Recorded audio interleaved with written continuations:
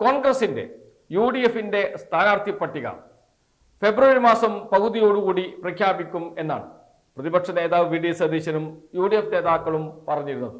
പുതുയുഗ യാത്ര ആരംഭിക്കുന്ന ഘട്ടത്തിലാണ് ഈ പ്രഖ്യാപനം നടത്തിയത്. പുതുയുഗ യാത്ര നടക്കുന്ന സമയത്ത് തന്നെ സീറ്റ് വിഭജന ചർച്ചകൾ നടക്കും. ആദ്യ ഒരാഴ്ച കൊണ്ട് തന്നെ സീറ്റ് വിഭജന ചർച്ച പൂർത്തിയാക്കും. അടുത്ത ആഴ്ച പൂർത്തിയാകുമ്പോൾ ഒന്നാം ഘട്ട സ്ഥാനാർത്ഥി പട്ടിക പ്രഖ്യാപിക്കും. ഇതായിരുന്നു കോൺഗ്രസ് നേതാക്കൾ UDF നേതാക്കൾ പറഞ്ഞിരുന്നത്. എന്നാൽ പുതുയുഗ യാത്ര സമാപിക്കുകയാണ് നാളെ. ഇതുവരെ സീറ്റ് വിഭജന ചർച്ച പൂർത്തിയായിട്ടില്ല. സ്ഥാനാർത്ഥികൾ ആരാകണമെന്ന് തീരുമാനിച്ചിട്ട് പോലുമില്ല. 2 തവണ KPCC പ്രസിഡന്റ് സണ്ണി ജോസഫ് പട്ടികയുമായി ദില്ലിയിലേക്ക് പോയി. ജംബോ പട്ടികയുമായിട്ടാണ് പോയത്. KPCCയോട് AICC നേതൃത്വം പറഞ്ഞു ഒന്നുകൂടി പരിശോധിച്ച് വരൂ എന്ന് വെച്ചാൽ ഒരു മണ്ഡലത്തിലും സ്ഥാനാർത്ഥി ആരാകണം എന്നതിനെ കുറിച്ച് പ്രാഥമിക ധാരണയില്ല. ധാരണയിലെത്തിയിരിക്കുന്നത് സിറ്റിംഗ് MLA മാർ മത്സരിക്കട്ടെ എന്നാണ്. അതിൽ എല്ലാവരും യോജിപ്പിലെത്തിയിട്ടുണ്ട്. ശേഷിക്കുന്ന സീറ്റിൽ ആരാണ് മത്സരിക്കുക എന്നതിനെ കുറിച്ചാണ് കൊടുമ്പിരി കൊള്ളുന്ന ചർച്ചകൾ ഇപ്പോൾ നടന്നുകൊണ്ടിരിക്കുന്നത്. അതിനിടയിലാണ് സാമുദായിക സംഘടനകൾ ഇടപെടാൻ തുടങ്ങിയിട്ടുണ്ട്. പ്രത്യേകിച്ച് ലാറ്റിൻ സഭ. കൊച്ചിയിൽ മുഹമ്മദ് ഷിയാസ് DCC പ്രസിഡന്റ് മത്സരിക്കുമെന്നാണ് കോൺഗ്രസ് നേതാക്കൾ പറയുന്നത്. എന്നാൽ ഇപ്പോൾ ഇതാ ലാറ്റിൻ സഭ രംഗത്ത് വന്നിരിക്കുന്നു. കൊച്ചിയിൽ മുഹമ്മദ് ഷിയാസ് മത്സരിക്കരുത് എന്ന് പറഞ്ഞുകൊണ്ട് പരസ്യ പ്രഖ്യാപനമാണ്, രഹസ്യമായിട്ടല്ല പറയുന്നത്. കൊച്ചിയിൽ മുഹമ്മദ് ഷിയാസ് മത്സരിക്കരുത്. ആ സീറ്റിൽ ലാറ്റിൻ കത്തോലിക്ക സ്ഥാനാർത്ഥി മത്സരിക്കണം.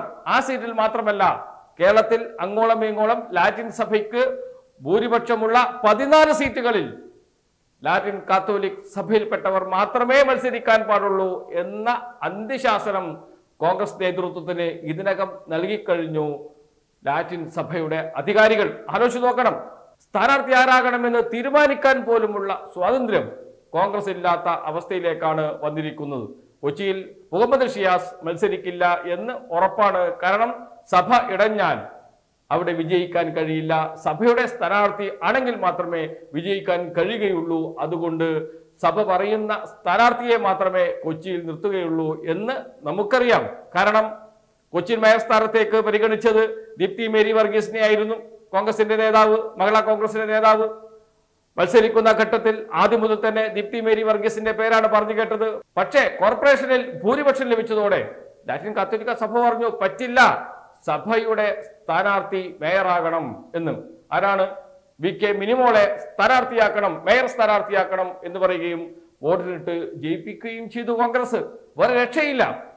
അതില്ലെങ്കിൽ കോൺഗ്രസിന്റെ കൗൺസിലർമാർ, ലാറ്റിൻ സഭയിൽപ്പെട്ട കൗൺസിലർമാർ കോൺഗ്രസിന് പിന്തുണ പിൻവലിച്ചേക്കുമോ എന്ന ഭയം. കോൺഗ്രസിന്റെ ചിഹ്നത്തിൽ മത്സരിച്ച സ്ഥാനാർത്ഥികൾ പോലും കോൺഗ്രസിനോടൊപ്പം നിൽക്കാതെ സഭയോടൊപ്പം നിൽക്കുന്ന അവസ്ഥ നാം കണ്ടതാണ് കോർപ്പറേഷനിൽ. അതുകൊണ്ട് തന്നെ കോൺഗ്രസിന്റെ നിയമസഭാ സ്ഥാനാർത്ഥി നിർണയത്തിലും സമ്മർദ്ദം ചെലുത്താൻ തന്നെയാണ്, 14 സീറ്റുകൾ ലഭിക്കണമെന്ന് ആവശ്യപ്പെടാൻ തന്നെയാണ് ഇപ്പോൾ ലാറ്റിൻ കാത്തോലിക് സഭ തീരുമാനിച്ചിരിക്കുന്നത്. പരസ്യമായി തന്നെ നിലപാടുമായി രംഗത്ത് വരികയും ചെയ്തു. ഇനിയിപ്പോൾ തൃശ്ശൂരിലേക്ക് പോയാലോ?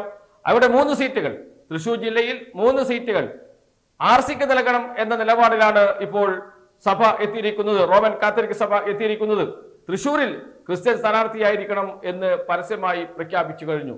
TN പ്രതാപനെ സ്ഥാനാർത്ഥിയാക്കാനാണ് ശ്രമിച്ചുകൊണ്ടിരിക്കുന്നത്. എന്നാൽ ഇപ്പോഴിതാ വന്നിരിക്കുന്നു, ക്രൈസ്തവ മതത്തിൽപ്പെട്ട ആള് മാത്രമേ സ്ഥാനാർത്ഥിയാകാൻ പാടുള്ളൂ എന്ന നിലപാടിലേക്ക് അവിടെയും ക്രൈസ്തവ സഭ എത്തിയിരിക്കുന്നു. എന്ന് വെച്ചാൽ സഭയുടെ സമ്മർദ്ദം സഹിക്കാൻ പറ്റാത്ത അവസ്ഥയിലേക്ക് വന്നിരിക്കുന്നു കോൺഗ്രസിനെ. ഇനിയിപ്പോൾ പത്തനംതിട്ടയിൽ നിന്ന് പുതിയ വാർത്ത വന്നിട്ടുണ്ട്. അത് അബിൻ വർക്കി, യൂത്ത് കോൺഗ്രസ് നേതാവ്, പത്തനംതിട്ടയിലേക്ക് വരേ വേണ്ട, സ്ഥാനാർത്ഥിയാകേണ്ട എന്ന നിലപാടാണ് ബ്ലോക്ക് കോൺഗ്രസ് കമ്മിറ്റികൾ ഇപ്പോൾ പ്രഖ്യാപിച്ചിരിക്കുന്നത്.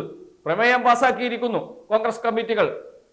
നോട്ടീസ് പതിച്ചിരിക്കുന്നു പരസ്യമായി, അബിൻ വർക്കിയെ പത്തനംതിട്ടയ്ക്ക് വേണ്ട എന്ന് പറഞ്ഞുകൊണ്ട്. എന്ന് വെച്ചാൽ കോൺഗ്രസിനകത്ത് സ്ഥാനാർത്ഥി നിർണയവുമായി ബന്ധപ്പെട്ട് ഒരു ധാരണയിലെത്താൻ ഇതുവരെ കഴിഞ്ഞിട്ടില്ല. സിറ്റിംഗ് MLA മാർ മത്സരിക്കും എന്ന കാര്യത്തിൽ ധാരണയിൽ എത്തിയിട്ടുണ്ട്. മറ്റുള്ള സീറ്റുകളിൽ എന്തു ചെയ്യണം എന്ന് പോലും ആലോചിക്കാൻ പോലും കോൺഗ്രസിന് കഴിഞ്ഞിട്ടില്ല. അതാണ് ഇപ്പോഴത്തെ സ്ഥിതി. അതോടൊപ്പം തന്നെ കോൺഗ്രസിനകത്ത് മുഖ്യമന്ത്രി കുപ്പായം വിട്ടു നിൽക്കുന്ന ആളുകളുണ്ട്. അവർക്ക് വേണ്ടി അവരുടെ അനുയായികളെ സ്ഥാനാർത്ഥിയാക്കാനുള്ള ശ്രമങ്ങൾ നടന്നുകൊണ്ടിരിക്കുന്നുണ്ട്. എങ്കിൽ മാത്രമേ ജയിച്ചു വന്നാൽ പാർലമെന്ററി പാർട്ടിയിൽ ഭൂരിപക്ഷമുള്ള ആളായിരിക്കും മുഖ്യമന്ത്രി സ്ഥാനാർത്ഥിയാകുക. രമേശ് ചെന്നിത്തലയ്ക്കാണ് പാർലമെന്ററി പാർട്ടിയിൽ ഭൂരിപക്ഷമെങ്കിൽ രമേശ് ചെന്നിത്തലയെ പിന്തുണക്കും കൂടുതൽ MLA മാർ. അപ്പോൾ VD സതീശൻ പുറത്തേക്ക് പോകേണ്ടി വരും. അതുകൊണ്ട് VD സതീശൻ ആഗ്രഹിക്കുന്നത് VD സതീശനെ പിന്തുണക്കുന്ന MLA മാർ കൂടുതൽ വരണം. അങ്ങനെ വരണമെങ്കിൽ ജയിക്കുന്ന സീറ്റുകളിൽ കൂടുതൽ VD സതീശനെ പിന്തുണക്കുന്നവർ സ്ഥാനാർത്ഥിയാകണം. അത്തരം അടികൾ വേറെ കോൺഗ്രസിനകത്ത് നടന്നുകൊണ്ടിരിക്കുകയും ചെയ്യുന്നുണ്ട്.